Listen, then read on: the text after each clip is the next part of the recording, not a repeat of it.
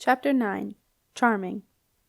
Beetle and Jenna emerged from the warmth of Wizard Sandwiches into the gray chill of Wizard Way. A few stray snowflakes drifted down, and Jenna pulled her red fur-lined cloak tightly around her. Beetle buttoned up his admiral's jacket and wound his long woolly scarf around his neck. "Hey, Beetle!" came a shout. A tall, impossibly thin young man was walking toward them from the upper reaches of Wizard Way. He waved and picked up speed. "Good morning, Princess Jenna," the young man said, out of breath. He bowed his head, and Jenna felt embarrassed. "Watcha, Foxy," said Beetle. "Watcha, Beat," replied Foxy, stamping his feet and rubbing his hands together. His long, pointy nose glowed like a bright red triangle set in his thin, pale face, and his teeth chattered. He looked cold in his gray scribe's tunic. "Sir, sausage sandwich?" he asked. Beetle shook his head. "Not today, Foxy. Gotta go and get a safe charm from the Wizard Tower." Foxy grinned, his slightly pointy teeth shining in the warm light from Wizard Sandwich's windows. "Hey, don't go to the competition. You're talking to the chief charm scribe here." "Since when?" "Since this morning at 8:52 precisely," Foxy replied with a grin, mimicking his boss, Miss Jilly Jin, chief hermetic scribe, to perfection. "Wow. Hey, congratulations," said Beetle. "And it would be an honor, Mr. Beetle, if you would consent to be my first commission." "Okie dokie," Beetle grinned. "We'll just run through the formalities, shall we?" Beetle looked uneasy. "Actually, Foxy, I don't really want to go into the manuscriptorium." "No need. I have, as of this moment, in my capacity as chief charm scribe, instigated the manuscriptorium's pioneering mobile charm service." Foxy took what Beetle recognized as a standard-issue scribe notebook from his book pocket and unclipped the pencil from its holder. "Okay," said Foxy, pencil poised. "Just a few questions, Mr. Beetle, and then I guarantee we will have the perfect safe charm for you. Unlike the WT Charm, Desk One Charm Fits All policy, we tailor our charms to your personal requirements. Inside or out?" Inside," answered Beetle, somewhat taken aback by Foxy's sales patter. "Up or down?" "What do you mean?" "I don't know. Sounds good, though, don't you think?" "Foxy," Beetle laughed. "For a weird moment I thought you actually knew what you were doing." "I do know what I'm doing," protested Foxy. "Just trying to make it more exciting, that's all. Inside is all I need to know." "What about the strength?" asked Beetle. Said Foxy. "Forgot that. Small, medium, or large?" "No, I don't mean that." "Minor, major, or maximum?" Beetle supplied. "Yeah, that's it. So, what do you want?" Beetle glanced at Jenna. "Maximum," said Jenna, "just in case." "Okie dokie. I'll see what we got. Delivery to place of work in 1 hour, okay?" "Thanks. Just ask for me. Say it's business." "Will do, Beat. Sausage sandwich tomorrow, then?" "Yep. See you, Foxo." With that, Foxy, looking not unlike a large heron picking its way through the shallows, headed for the multicolored door of Wizard Sandwiches. 10 minutes later, Jenna was wandering through the northern traders' market. She was looking for a fun birthday present for Septimus, but she was also avoiding going home until her appointment with Beetle. Jenna knew that if she went back to the palace, Sarah would find her, and she would end up in yet another discussion about the letters from Simon. Unlike Sarah Heap, Jenna had read her letter from Simon only once, and had left it screwed up on her bedroom floor. When Sarah had asked her what he'd said, Jenna had been curt. "Sorry," she'd replied. Every year the castle inhabitants flocked to the traders' market to stock up on winter provisions of woolen cloth, candles, lanterns, salted fish, dried meat and fruits, fur and sheepskins before the big freeze blew in and cut off the castle for 6 weeks or so. People also ate the hot pies, roasted nuts, and crumbly cakes, and drank gallons of the huge varieties of spiced mulled drinks for sale. And when they were weary of shopping, they would sit and watch jugglers, fire dancers, and acrobats tumbling in the roped-off space in front of the trader's office.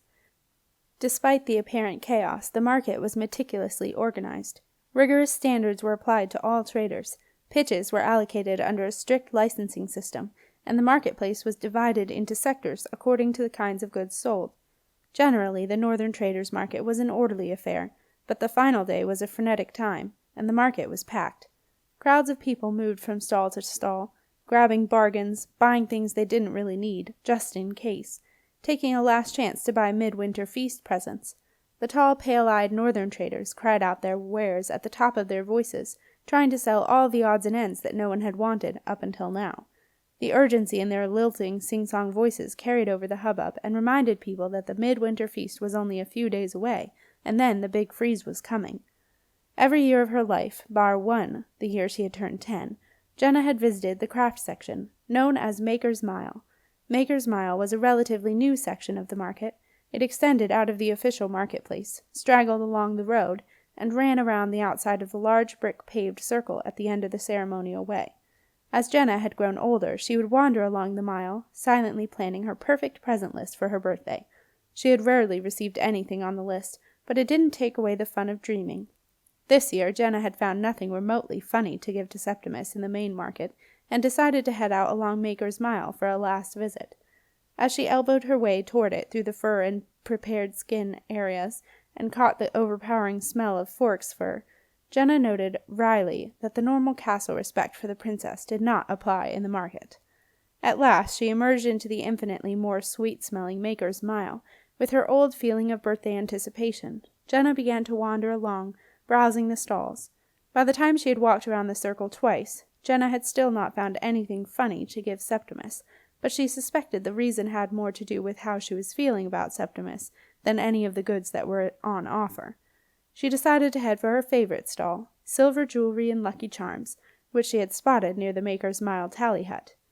The stall belonged to Sophie Barley, a talented young port jeweler. Unlike the rest of the market, Maker's Mile had stalls available to those who were not northern traders. They were mainly taken by those who lived in the port, as castle people preferred to buy from the market rather than sell.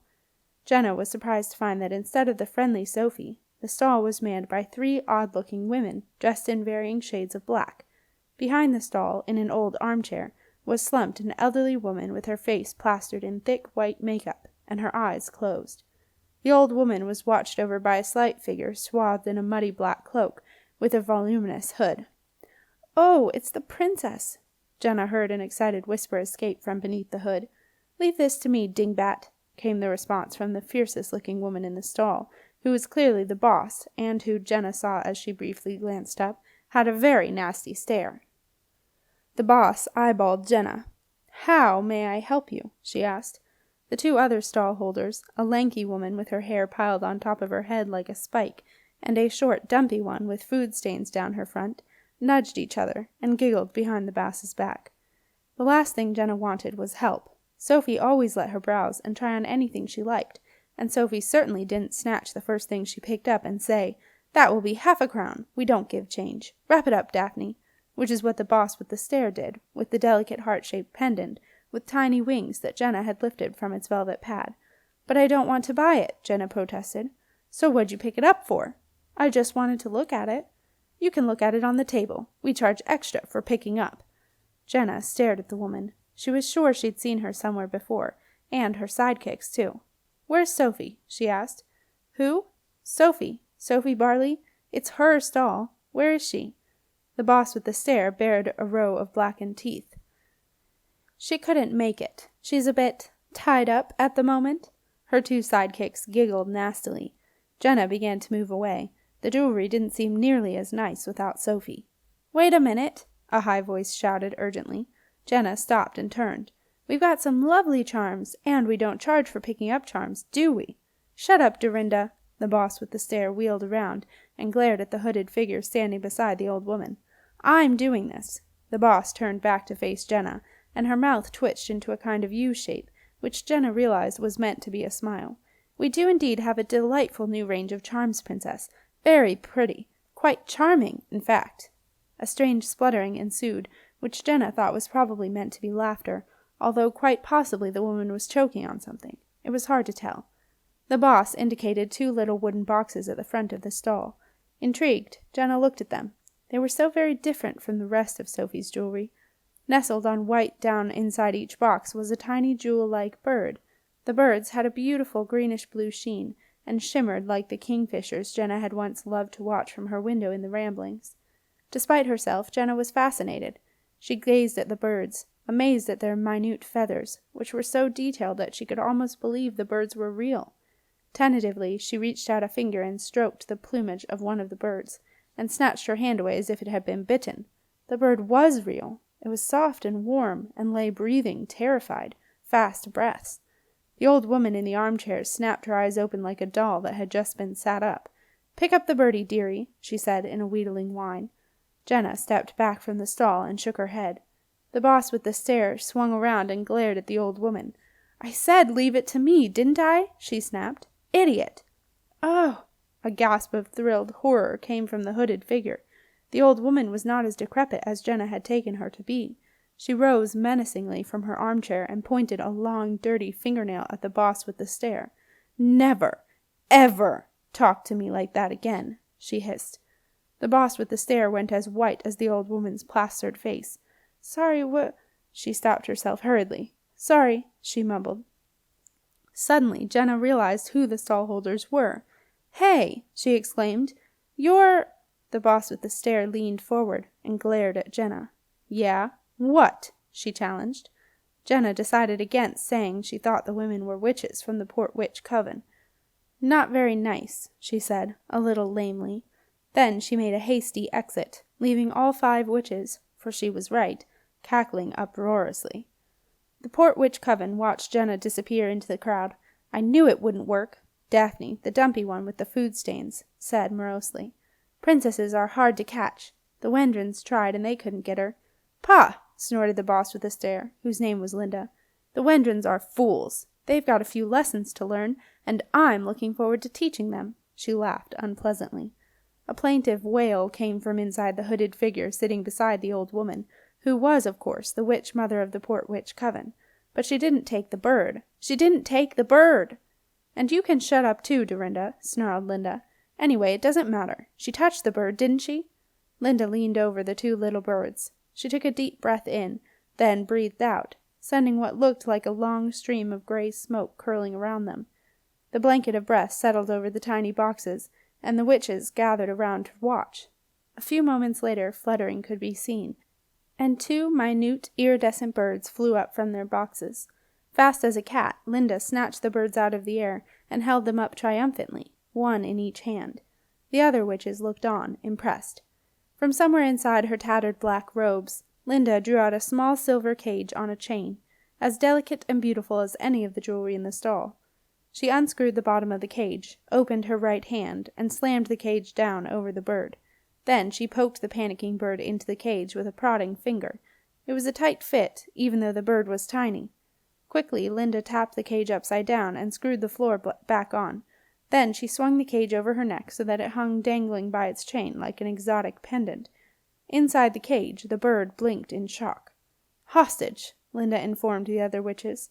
They nodded, impressed, and as they always were with Linda, slightly scared. Linda held her left fist up to the cage and slowly unfurled her fingers. Inside her fist sat the other bird, trembling. It gave a despairing tweet at the sight of the caged bird and fell silent. Linda raised the bird up to her eyes and began to mutter in a low, threatening monotone. The bird stood on her palm, transfixed. Linda finished whatever ghastly thing she was saying, and the bird flew up and hovered, looking down at the silver cage dangling from Linda's grubby neck. Linda pointed a long-nailed finger at the fluttering scrap of blue, and the bird vanished. Unseen, it flew off on an erratic course, which followed Jenna's path as she headed for the palace. "Love birds," Linda commented scathingly. "Love. What rubbish!" She laughed.